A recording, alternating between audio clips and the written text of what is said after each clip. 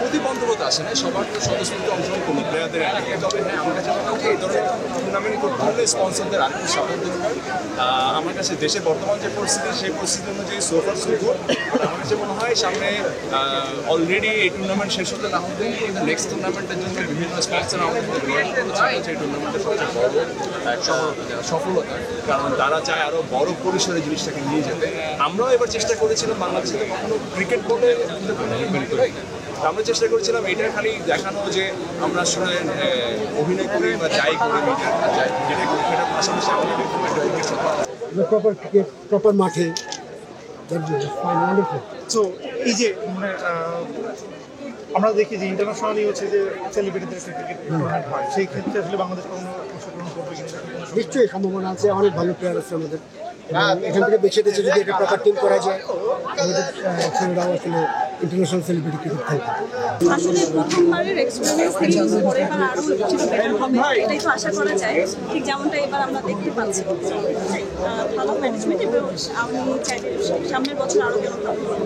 পুরোটা দেখতে পাইনি, বাট ফাইনাল আর সেমিফাইনালটা দেখলাম খুব ভালো ছিল টোটালি। আমি ডিজে সেক্টরে আছি, সো ডিজে দুবাই খেলছে, খুব ভালো খেলছে, আমার কাছে খুব ভালো লাগতেছে। এবার প্রত্যেকবার যে টুর্নামেন্ট হলো, গতবার হলো, এর আগে এভাবে হয়নি, যে পুরো T20 ফর্মেটে হয় মাঠে পুরো আইসিসি নেমে যখন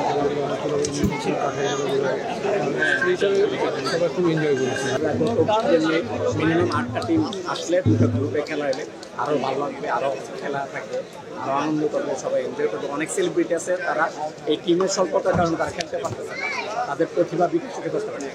আর আপনি দেখবেন যে আমাদের যে সেলিব্রিটি এত ভালো খেলে, এইটা আমার অনেক বড় একটা ব্যাপার।